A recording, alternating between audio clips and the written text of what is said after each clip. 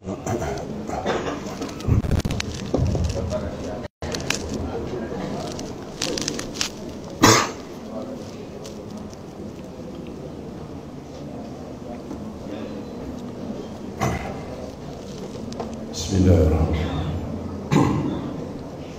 Assalamualaikum warahmatullahi wabarakatuh.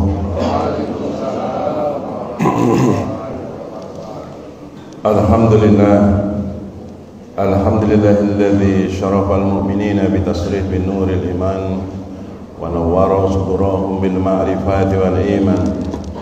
Asyhadu an la ilaha illallah wahdahu la syarika lah wa asyhadu anna sayyidana Muhammadan abduhu wa rasuluh al-wasilatul udma fi nailil ghufran. Allahumma salli wa sallim ala sayyidina Muhammadin wa ala alihi wa ashabihi ajma'in. Qala Allah ta'ala fi kitabil karim wa wastabul qailin alladzina yaquluna riba la yaqumuna illa kama yaqumul ladzi takhabbathu asyaitanu minal mas. Wa qala Rasulullah sallallahu alaihi wasallam taraktu fikum amrayn in tamassaktum bihima lan tadilu ba'di abadan, kitabullah wa sunnati. Sadaqallahu wa sadaqa Rasulullah sallallahu alaihi wasallam. Ahbabna al-kiram rahmatullahikum, sidang salat subuh yang insyaallah mendapatkan kemuliaan dari Allah Subhanahu wa taala.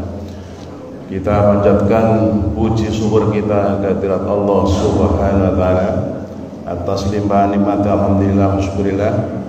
Di tengah-tengah nikmatnya kita menyelesaikan tidur, Allah Subhanahu wa taala mengutus malaikatnya, kita dibangunkan dan kita mendapatkan hidayah untuk terus beribadah kepadanya. Banyak saudara-saudara kita yang sekarang masih menikmati sesuatu yang mestinya ditinggalkan. Sholawat dan salam disampaikan oleh uswah kita, teladan kita, satu-satunya contoh dalam kehidupan kita, Rasulullah SAW beserta keluarganya, para sahabatnya, para pengikutnya, dan para pengemban risalahnya dan di akhir zaman. Ahbabul kiram alaikum. Tema yang disediakan pada hari ini adalah menegakkan sholat. Kita alhamdulillah dari rumah tadi merasa diri tidak bersih, merasa diri banyak dosa yang masih dipikul oleh kita, sehingga kita diganggu oleh apapun kita masih kemudian berdiri, berwudu, kemudian kita berangkat ke masjid untuk semata-mata menghadap kepada Allah, meminta ampunan kepada Allah Subhanahu wa taala. Assalamualaikum. Kalau kita runut, kita urutkan sholat itu, maka sholat itu isinya adalah pernyataan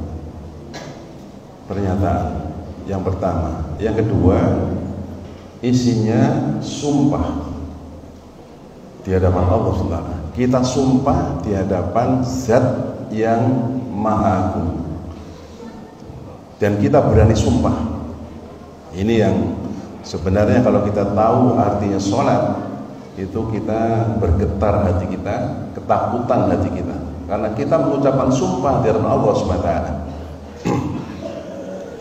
Kemudian yang terakhir adalah permohonan kepada Allah SWT, minta petunjuk kepada Allah SWT. Assalamualaikum. Ketika kita mengangkat tangan kita, Allahu Akbar, Allahu Akbar, maka inilah pernyataan. Kemudian disambung, Allahumma ba'id baini wa baina khotoyaya kama bata bainal masyriqi wal maghrib. Ini dan seterusnya. Allahumma nakini kama yunaqqa sawbab yadu minad danas. Allahumma silni bima'in wa saljin babaridin.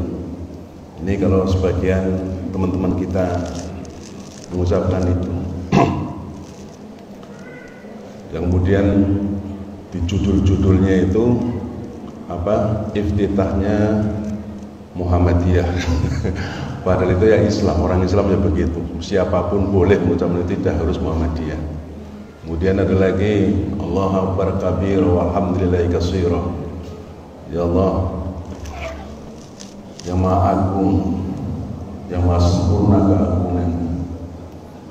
Ini wajah yang fathras samawati wal ard. Aku hadapkan ya Allah mukaku, wajahku pada zat yang menciptakan langit dan bumi. Hanifah muslimah wa ma'anal musyrikin. Lurus ya Allah. Wa ma'anal minal musyrikin, dan aku tidak akan mensyirikatkanmu ya Allah. Aku tidak akan syirik. Ini pernyataan kita di hadapan Allah. Aku enggak syirik ya Allah. Aku tidak orang yang musyrik. Engkau adalah zat yang tunggal, yang esa, tidak punya anak. Kalau orang lain mengatakan punya anak, akulah orang yang tidak mengatakan bahwa engkau punya anak. Tunggal. Silakan yang lain ya Allah mengucapkan punya anak. Ada yang punya anak Uzair. Nabi Uzair katanya anaknya, Nabi Isa katanya anaknya, silakan. Tapi aku menyatakan diri Allah, engkau adalah zat yang tunggal, yang esa, tidak beranak dan tidak diperanakan. Pernyataan kita. Inna sholati wa nusuki wa mahyaya wa mamati lillahi rabbil alamin. Sesungguhnya Allah, salatku, ibadahku, hidupku, matiku lillahi rabbil alamin, hanya untuk Allah yang menguasai alam semesta ini. Apa ini? Sumpah kita. Matiku ya Allah, hidupku ya Allah, hanya untukmu. Sumpah kita. Ngomongnya gagah, tidak tahu bahwa di balik itu nanti kita akan ditanya oleh Allah Subhanahu wa taala, benar enggak kalian itu mengatakan sumpahmu, matimu, hidupmu hanya untuk Allah? Besok ditanya oleh Allah Subhanahu wa taala ucapan-ucapan kita. Engkau punya aturan ya Allah, Al-Quran, maka aku tidak berani menandingi aturanmu. Engkau sudah memutuskan satu aturan, maka aku tidak akan berani menandingimu ya Allah. Ini ucapan-ucapan kita. Setelah itu disambung yang Allah, yang Rasulullah menyatakan la sholata lima lam yaqra Fatihatul Kitab. Tidak ada sholat, enggak sah sholatnya kalau orang tidak membaca suratul Fatihah. Alhamdulillahirabbil alamin. Segala puji bagi Allah. Ar-Rahman Ar-Rahim, menyatakan kita Ar-Rahman Ar-Rahim, Ar-Rahman Ar-Rahim. Ya Allah, engkaulah orang zat yang maha pengasih dan penyayang. Maliki yaumiddin, nanti pada saatnya terjadi, engkaulah yang maha menguasai. Maliki yaumiddin, raja diraja ketika nanti di hari kiamat itu datang. Pernyataan kita di hadapan Allah Subhanahu mengakui itu semuanya. Nanti pada saat seperti itu, yaumal ladilu illa dili, ketika itu tidak ada perlindungan. Bapaknya tidak bisa melindungi, kiainya nggak bisa melindungi, ustadznya nggak bisa melindungi, ibunya nggak bisa melindungi, karena masih sibuk masing-masing dalam keadaan ketakutan. La dilla illa dilluhu, kecuali pelindunganmu ya Allah. Kita akui semuanya itu. Ihdinas siratal mustaqim. Ya Allah, tunjuki aku ya Allah jalan yang lurus. Jalan yang lurus. Aku minta jalan yang lurus ya Allah. Siratal ladzina an'amta 'alaihim, ya Allah. Jalan yang lurus, jalan yang orang-orang itu diberi nikmat olehmu. Waladhdallin, anta 'alaihim ghairil maghdub 'alaihim waladhdallin. Itu bukan orang-orang yang dimurkai. Siapa? Aku nggak mau seperti orang-orang Yahudi, ya Allah. Ngomong kita sendiri, minta kita sendiri. Aku nggak mau seperti orang Yahudi, ya Allah, yang membunuh para nabi, yang mengingkari ayat-ayatmu, memfitnah ayat-ayatmu. Aku nggak mau seperti itu.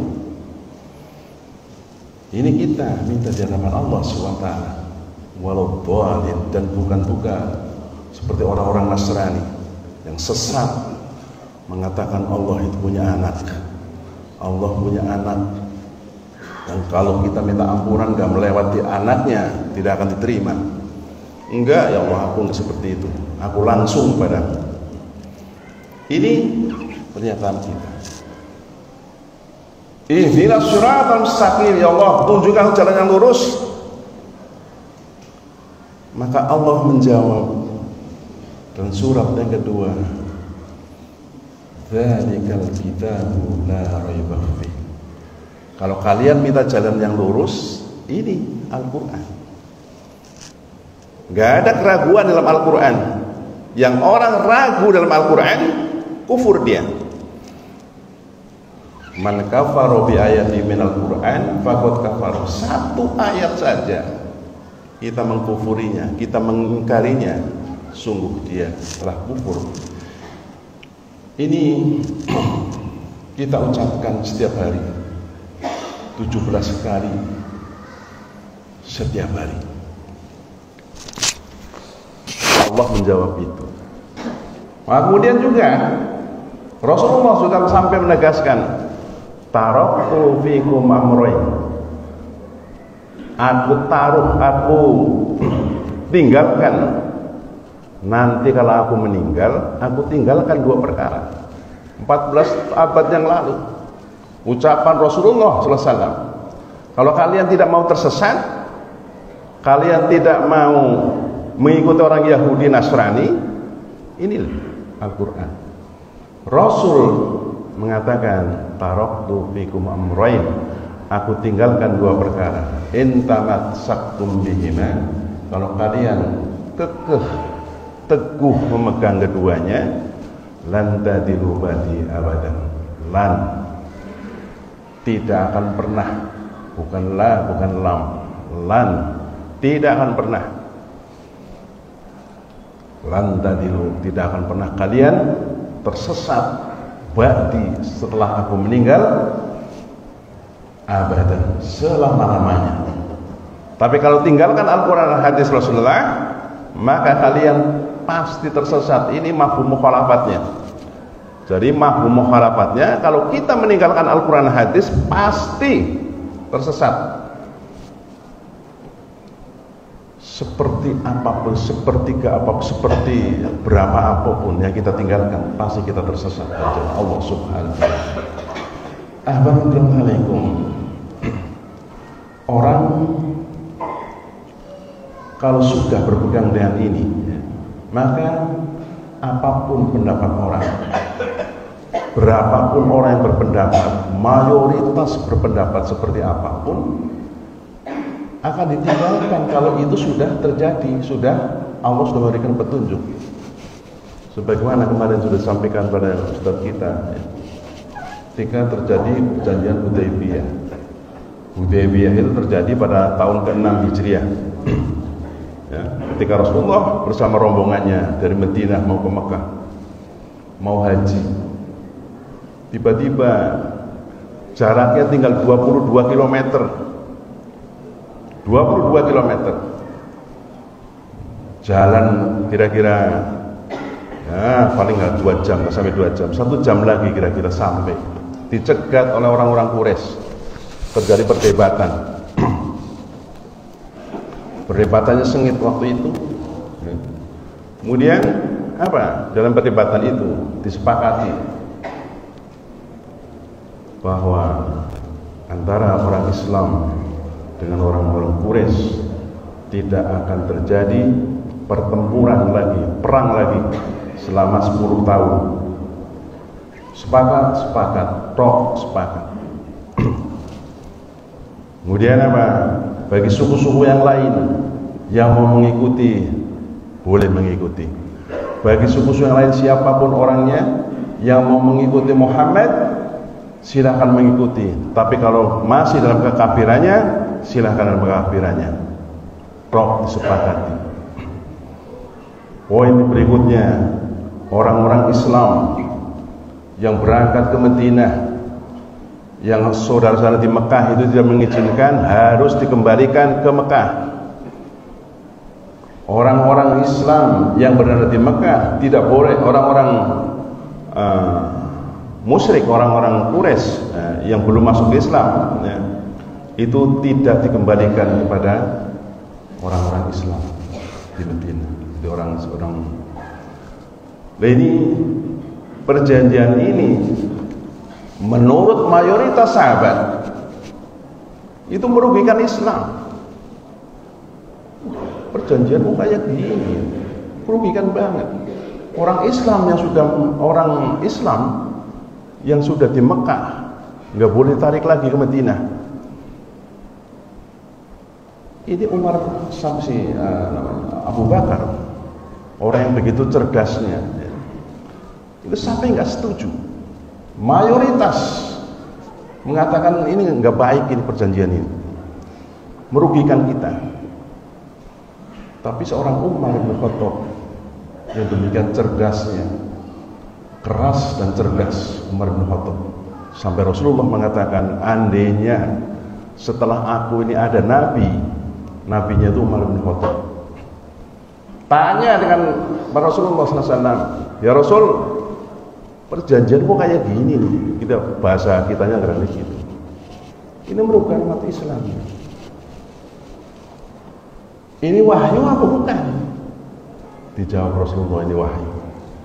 Nah, para sahabat ketika sudah dikatakan ini wahyu, maka pendapat apapun, semayoritas apapun hilang semuanya. Mau dibikin aturan seperti apapun hilang semuanya kalau sudah Allah memberikan petunjuk pada Rasulullah SAW. Ini barangkali satu kelemahan dari demokrasi itu ini. Semuanya dibahas. Padahal hukum itu ada 5. Wajib, sunnah, mubah, makruh, haram. Dari 5 itu yang hanya boleh didiskusikan, diambil suara terbanyak, itu hanya perkara yang mubah. Kalau sudah wajib, sunnah, makruh, haram, nggak ada diskusi, nggak ada suara-suara terbanyak. Allah SWT menegaskan, kata Allah SWT, wa in tuti'u aksara man fil ardi yudilluka an sabilillah.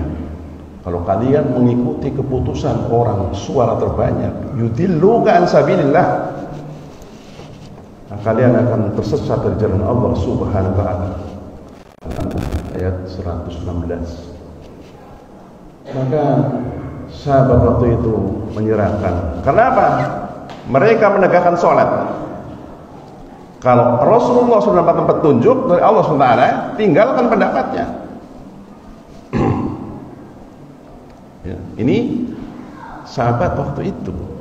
Nah, kita yang tadi 17 kali mengucapkan ini wajhatu wajhiya lilladzi fatara samawati wal ardh ihdinas siratal mustaqim. Allah menjawab. Apakah kita ketika kita sholatnya rajin, datang paling duluan, gerakannya pas, ucapannya benar, apakah kita kemudian telah menegakkan sholat? Nah, ini menjadi pertanyaan kita. Seorang perempuan sholatnya rajin, datang paling duluan, rapi, bacaannya pas, bagus. Tapi kalau kemudian dia tidak menggunakan jilbab, tidak menggunakan kerudung, khimar, maka orang ini tidak menegakkan sholat. Belum menegakkan sholat, walaupun sholatnya rajin. Jadi Rasulullah SAW dalam hadisnya dikatakan ketika Rasulullah di rumah, kemudian datang tamu Asma, adiknya Siti Aisyah, bajunya pendek, pahanya kelihatan ya, di atas paha. Rasulullah begitu assalamualaikum, waalaikumsalam, dilihat Asma pakaiannya begitu, buang muka. Apa kata Rasulullah? Ya Asma, wahai Asma, innal mar'ata idza balaghatil mahidha. Wahai Asma, kalau seorang perempuan sudah datang haid, lam yakhlu fiha minha illa hadza wa hadza. Tidak boleh memperlihatkan itu. Paha nggak boleh kelihatan, di atas lutut nggak boleh kelihatan. Illa hadza wa hadza, kecuali hadza wa hadza, ayyura wajhihi wa kaffaihi. Kemudian Rasulullah sambil mengatakan illa hadza wa hadza, kecuali ini dan ini, kecuali muka dan tangan, telapak tangan. Jadi seorang perempuan sholatnya rajin kalau belum memakai khimar, belum memakai kerudung, tidak memakai jilbab, maka orang ini belum menegakkan sholat. Karena apa? Hadisnya begitu, ihdinas siratal mustaqim, ya Allah tunjukkan aku jalan yang lurus, ditunjuk oleh Allah dan Rasulnya, kemudian dia melanggar itu, maka dia belum menegakkan sholat. Seorang anak kita barangkali, jadi anak itu tidak harus anak kecil, kita anaknya orang tua kita, anak orang tua kita anaknya mbah kita, anak lagi, jadi anak. Allah SWT berfirman, wa wasainal insana biwalidayhi ihsana hamalathu ummuhu kurha wa wada'athu kurha wa hamluhu wa fisaluhu salasuna syahra. Allah memberikan wasiat, menasihati kita, wa wasainal insana biwalidayhi ihsana. Allah memberikan wasiat agar kepada kedua orang tua kita berbuatlah baik. Sayyidina Ali menambahkan, jangan sekali-kali mendebat ibumu yang dulu mengajari kamu bicara. Sekarang bicaramu lancar, pinter, jangan digunakan untuk mendebat ibumu. Wa wasainal insana biwalidayhi ihsana. Orang hendaknya berbuat baik kepada ibu kita. Orang menegakkan sholat adalah orang yang kepada ibunya perbuatannya baik. Kalau belum baik baru sholat, baru minta kepada Allah, ya Allah tunjuki jalan yang lurus, tapi tidak dilaksanakan petunjuk dari Allah Subhanahu wa ta'ala. Pada orang tua kita ngomong saja nggak boleh. Siapa yang bilang? Quran mengatakan ibu ini, bapak ini nggak boleh, haram hukumnya. Artinya apa? Dilakukan berdosa, nggak dilakukan berpahala. Sejengkel apapun kita kepada orang tua kita, tahan kita. Ini makanya kalau kita sholat, pahami artinya setiap ucapan kita, pahami setiap ucapan kita. Makanya Rasulullah SAW, Rasul paham benar apa yang diucapkan. Maka Rasulullah SAW sholat malam itu sampai kakinya bengkak, Masya Allah. Sampai Siti Aisyah itu istrinya tuh, Mas ngapain sholat sampai kayak gitu banget, kira-kira begitu bahasa kitanya. Kan dosanya sudah diampuni, surga di tangan, ngapain sholat kayak gitu banget? Tapi jawaban Rasulullah SAW, apakah engkau tidak berpikir aku ini ingin jadi hamba yang banyak bersyukur kepada Allah Subhanahu wa ta'ala? Kakinya sampai bengkak, Masya Allah. Saking nikmatnya sholat, saking menikmati ucapan-ucapan sholat. Di Batan Indah juga banyak yang kakinya bengkak. Makanya apa kakinya bengkak ya? Yang mengikuti Rasulullah SAW, bengkaknya doang. Bengkaknya doang, tapi sholatnya enggak. Ini ada cerita sedikit gitu ya. Ada seorang ulama, kiai itu biasanya kalau bikin pesantren itu di tempat yang banyak premannya. Di Gontor dulu ya, Darussalam itu juga banyak premannya. Kiai Mujahid juga cerita ya, di sini dulu banyak premannya Pak. Alhamdulillah mereka bisa kemudian merubah keadaan itu. Suatu saat preman yang biasanya ganggu, preman itu ganggu biasanya. Ada orang ngaji ganggu, orang ngaji ganggu. Motornya di reng dan sebagainya ganggu. Dan suatu saat ketika maulidan datang si preman itu, jagonya preman itu datang. Kiai baru maulidan Kiai, iya. Banyak makanan dong, banyak. Mau ambil makan. Habis makan kemudian dia tanya kepada Kiai, saya kepengen belajar sholat, gimana Kiai? Bener lu mau belajar sholat? Bener Kiai, saya kepengen belajar sholat. Ya udah belajar sholat. Caranya gimana? Udah, jangan banyak tanya. Jangan banyak tanya, ikutin aja. Wudu, ikut wudu. Kiainya wudu dilihat, wudu. Mukanya dibasuh, tangannya dibasuh. Sholat, ya sholat. Ini belum sholat, ini namanya wudu, belum sholat ini. Begitu sholat, Allahu Akbar, di belakang Allahu Akbar, ngikutin. Begitu membaca, kiainya ingat, ini anak sholat ku bawa golok tuh. Jangan-jangan mau bacok ini. Kiainya mulai was-was. Jangan mau bacok ini anak ini. Wah, golok. Begitu ruku, bener. Goloknya jatuh. Lompat. Kiainya kaget lompat.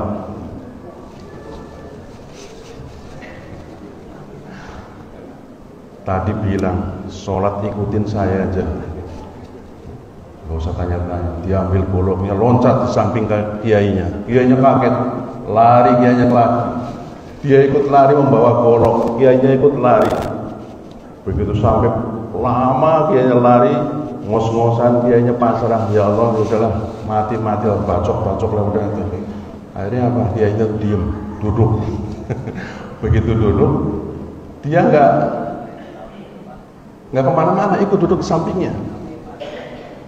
Dan tanya, Kiai, sholat itu sehari berapa kali Kiai? 5 kali. Kalau 5 kali mah nggak kuat saya. Ini kan apa? Sholat tidak mengerti maknanya. Banyak orang sholat seperti ini. Kita kan mengatakan ihdinas siratal mustaqim, nggak paham artinya. Ketika mengatakan ini wajah fatar samawati wal ard hanifan muslimah wa ma'anal musyrikin, aku tidak mensyirikatkan engkau ya Allah, itu ucapannya tidak mengerti. Maka setelah sholat keluar dari masjid, nggak ada bedanya dengan sebelum sholat. Pada keluar dari masjid sudah mengucapkan sesuatu yang kita sangat takut, bergetar dengan sumpah kita.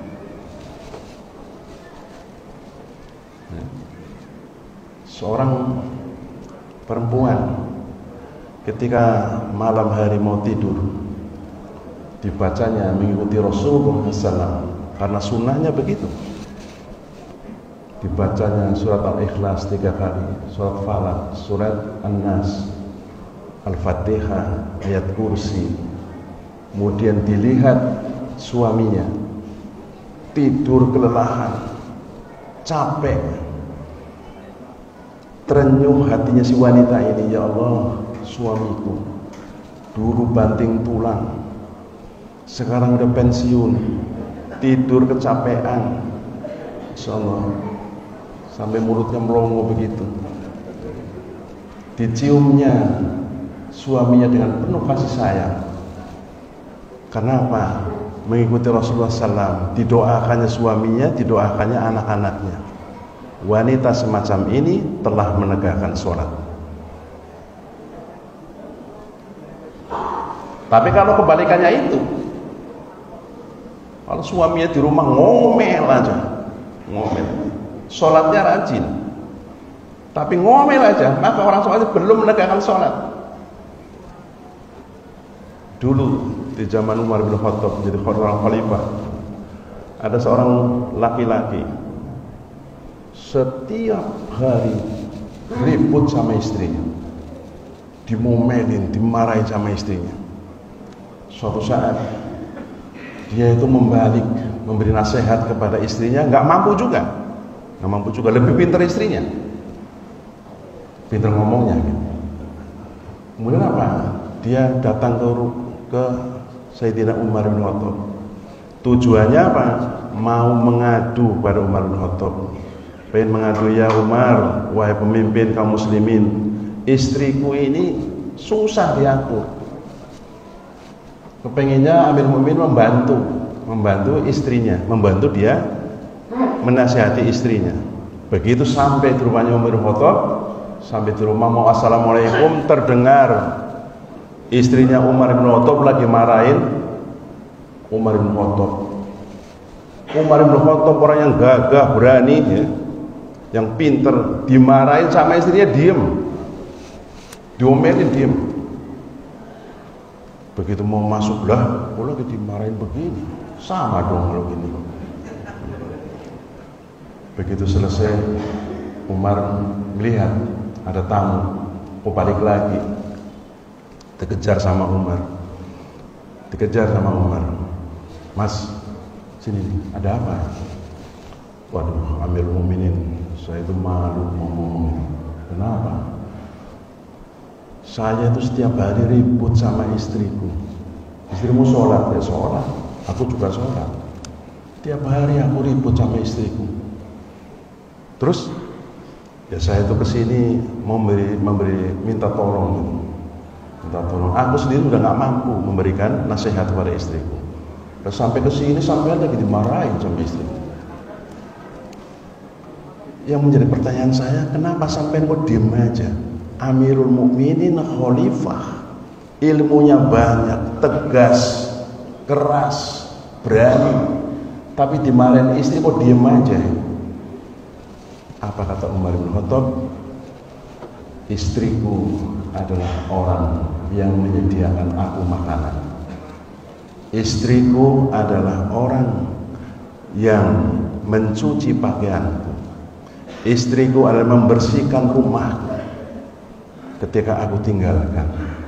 Padahal itu semuanya adalah kewajibanku. Istriku adalah orang yang memberikan air susunya untuk anak-anakku. Padahal itu kewajibanku. Maka aku dimarahi oleh istriku, aku diam. Jangan dianggap enteng, Pak. Panjenengan sekali aja ditinggalkan istri ya, seminggu aja dijamin rumahnya berantakan ya. Piring 3 hari nyucinya sekali ya. Itu pakaian seperti itu. Itulah Umar bin Khattab. Jadi dia dimarahin sama istrinya, dia diam aja karena itu semuanya semua dilakukan oleh istrinya. Ini seorang laki-laki. Rasulullah bersabda khairukum li ahlihi. Orang yang paling baik di antara kalian adalah orang yang paling baik pada keluarganya. Khairukum li ahli wa ana khairukum li ahlihi. Dan saya adalah orang yang paling baik kepada keluarganya. Jadi kalau orang rajin sholatnya rajin, tapi kalau keluarganya itu nggak baik perlakuannya, belum menegakkan sholat. Omongannya kasar kepada istrinya, itu belum menegakkan sholat. Omongannya kasar pada anak-anaknya belum menegakkan sholat. Karena apa? Ihdinas siratal mustaqim, petunjuknya begitu. Khairukum li ahli wa ana khairukum li ahli. Sebaik-baiknya kalian adalah orang yang paling baik pada keluarganya. Wa ma akraman nisa ila karim. Tidaklah seseorang memuliakan wanita kecuali orang yang mulia. Jadi kalau orang memuliakan wanita, itulah orang mulia. Dek, sekarang sudah dewasa, apalagi sudah pensiun, tutup kerudung, muliakan. Dek, sekarang sudah tidak waktunya lagi pakai pakaian kayak gitu, pakai jilbab. Jilbab itu gimana, Mas? Ya kalau Al-Qur'annya yudnina alaihina min jalabihinna, julurkan pakaianmu dari atas ke bawah, itu jilbab ya. Kemudian apa? Pakai himar, pakai kerudung, tutup sampai ila juyubihinna, tutup paling tidak itu sampai menutupi teteknya, maaf, nutupi itu dari sini. Jadi pakai ini, kemudian menutup sampai di bawah teteknya, itu minim. Seperti itu. Sekarang kan model-model, pakai kerudung pakai kerudung gitu. Mana ubet-ubet gitu di. Ada yang sembarangan itu pakai kerudung, ngasal pakai kerudung, ya. Lehernya masih kelihatan, ya. Itu. Jadi seorang yang memuliakan perempuan itulah orang yang mulia. Wa ma akraman nisa ila karimun wa ma ahannahuna ila laimun. Orang tidak memuliakan wanita, tidak ada yang mulia kecuali orang-orang yang laimun. Apa tuh? Orang-orang yang yang orang tidak baik lah. Jadi seorang yang menegakkan sholat itu di keluarganya baik, ucapannya pada anak-anak baik, tidak melawan orang tua, apalagi ibunya sendiri. Sampai Rasul menjelaskan kepada kita, ya Rasulullah, siapa yang harus kita muliakan Rasulullah? Ibumu. Siapa lagi ya Rasulullah? Ibumu. Siapa lagi ya Rasulullah? Ibumu. Terus siapa lagi ya Rasulullah? Bapakmu. Ibunya 3:1. Bapaknya 1, ibunya 3, bukan begitu Pak. Jadi ibunya itu dimuliakan 3 kali lipat daripada bapaknya. Ibumu. Dimuliakan ibu kita. Maka orang yang menegakkan sholat baik kepada orang tuanya, baik pada keluarganya. Ketika memegang jabatan, memimpin katakanlah suatu negara, pegang itu Al-Quran dan Sunnah Rasulullah SAW. Apa kata Rasulullah SAW? Man ahya ardon maitan falan. Siapa orangnya yang menghidupkan tanah mati, maka tanah itu menjadi miliknya, berturun-turun menjadi miliknya. Pegang itu. Kalau orang yang menegakkan sholat dan menjadi pimpinan, menjaga itu, menjaga sunnah Rasulullah SAW, menjaga hadis Rasulullah SAW. Orang yang menghidupkan tanah mati, maka tanah itu menjadi miliknya. Jadi kalau penjenengan di Sumatera sana misalnya, ada tanah tidak dipelihara, bukan kita hidupkan, tanamin singkong, maka jadi miliknya. Kalau di hukum kita namanya hukum adat, tanah adat, itu nggak boleh diganggu, nggak boleh diganggu. Jadi yang mengganggu dosa, yang mengganggu orang yang sholat, sholatnya baru sholat, belum menegakkan sholat. Ini kita kan, masya Allah, ya. Kita diprihatin, nangis, tapi hanya nangis saja. Tentara, polisi, kok seperti itu? Tidak seperti pendirinya Pak Dirman dulu. Tentaranya milik rakyat, Sekarang meeting rakyat. Apa ini? Panglima macam apa itu? Jadi itu menjaga itu. Tentara itu menjaga itu. Sunnah itu.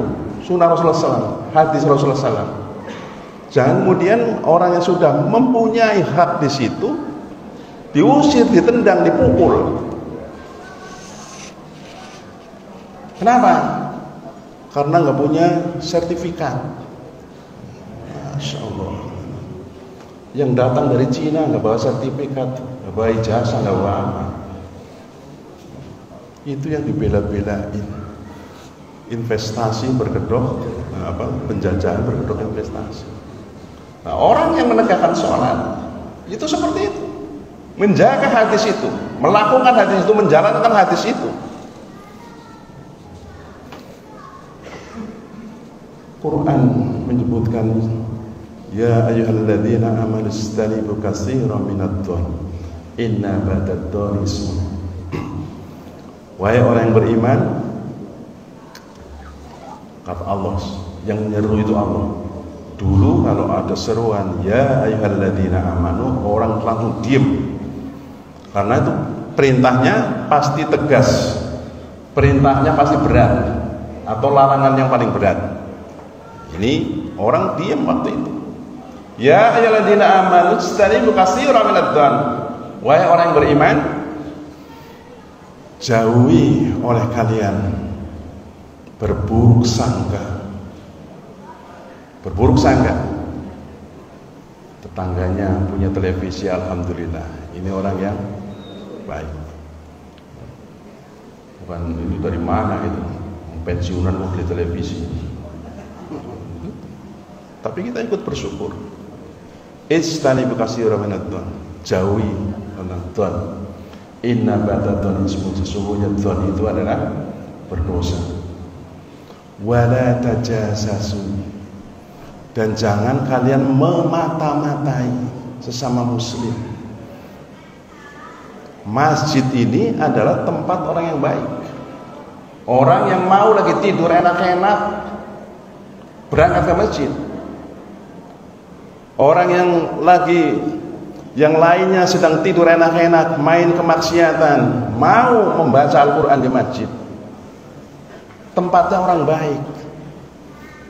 Jangan dimata-matai. Mata-matai. Di sini sudah ada mata-matanya, otomatis. Ada hard disk di sini, ada flash disk, besok tinggal diambil, colokin. Itu kamu kelakuannya dulu begitu. Sudah ada di sini. Orang takut berbuat dosa karena di sini ngomong apapun catat di sini, besok ngomong sendiri, style sendiri.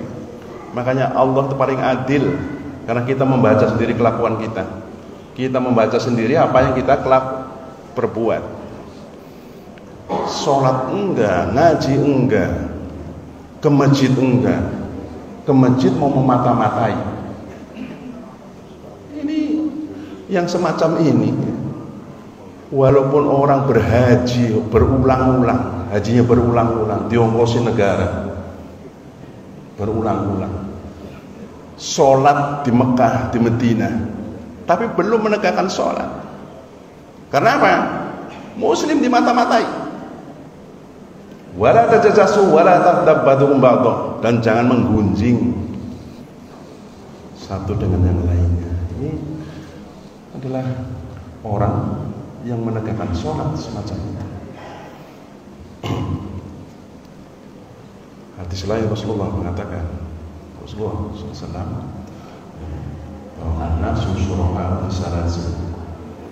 Manusia, penduduk suatu negeri, mau muslim mau kafir, kalau duduk di negeri itu dan tidak memberontak, kafirnya itu kafir dhimmi, memiliki bersama tentang 3 hal.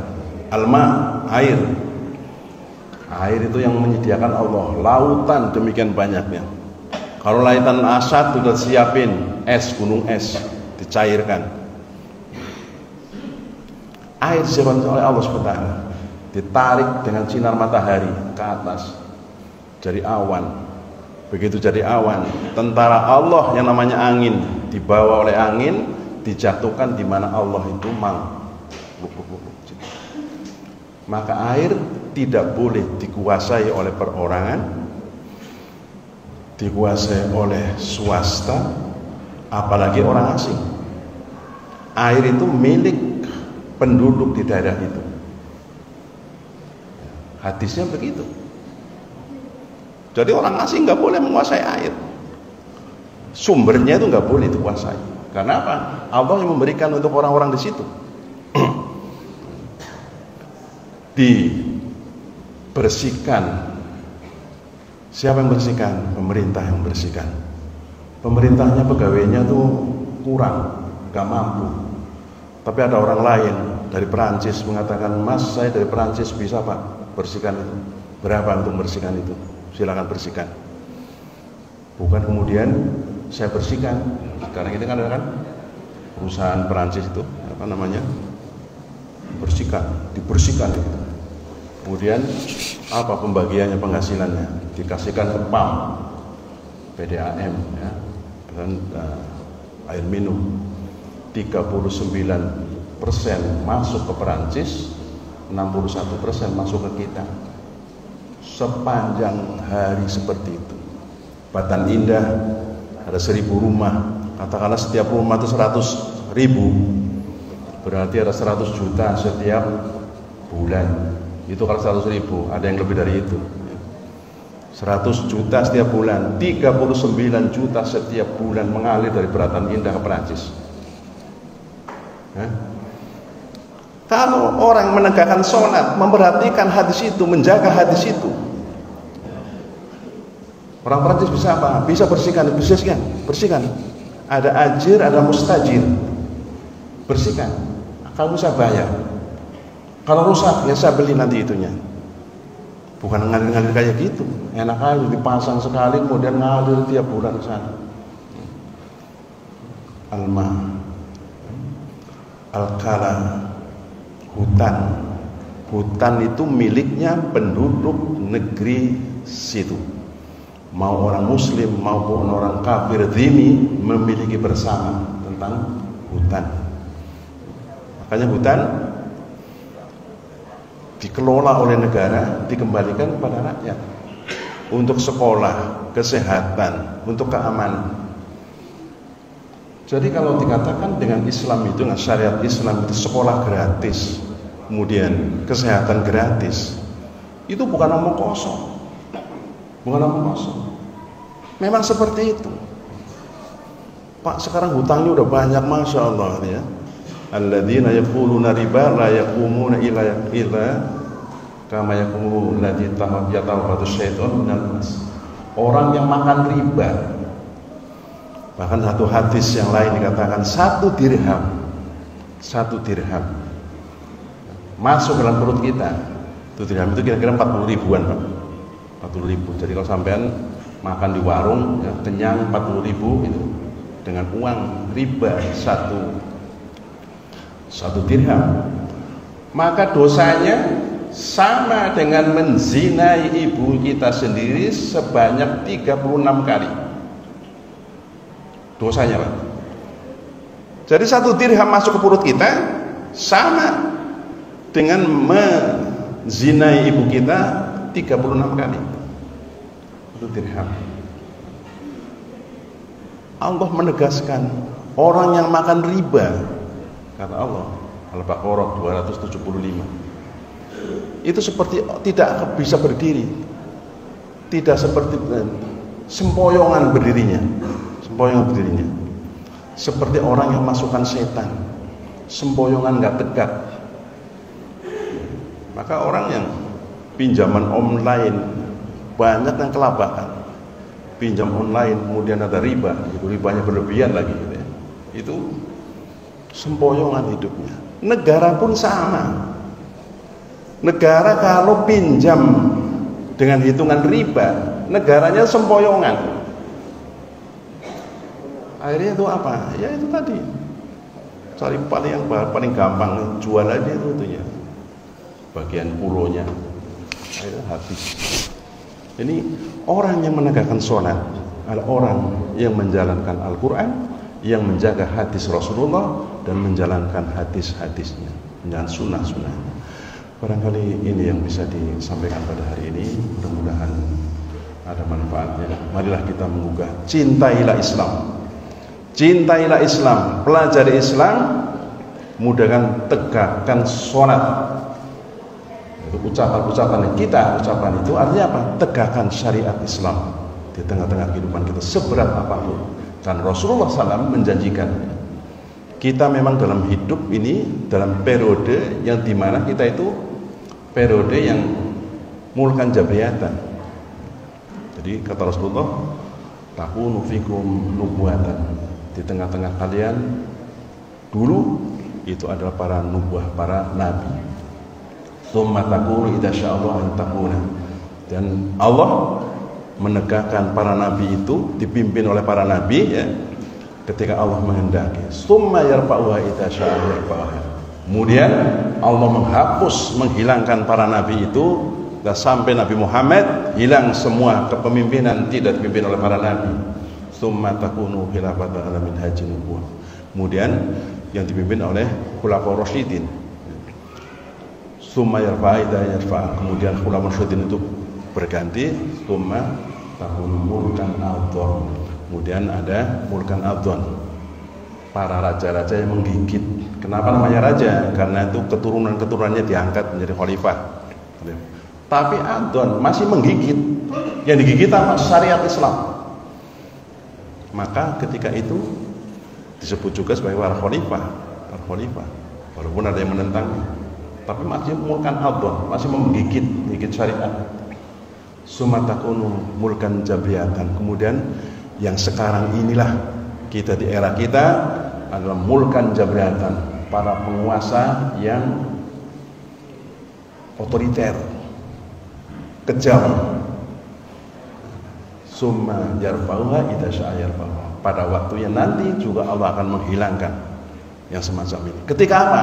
Ketika dakwah kita tidak ragu-ragu mengatakan. Sekarang alhamdulillah orang mengucapkan khilafah, khalifah itu tidak ragu-ragu. Siapapun mengucapkan itu. Dulu mengucapkan itu ragu, takut. Sekarang enggak lagi, karena dakwahnya terus-menerus. Kalau itu sudah diucapkan terus, apa kata Rasulullah? Summa takunu khilafatan ala minhajin nubuwah. Besok pada saatnya ketika era ini sudah berakhir, maka akan berdiri lagi khilafahan yang mengikuti manhaj kenabian. Dan setelah itu baru terjadi peperangan antara umat Islam dengan orang Yahudi.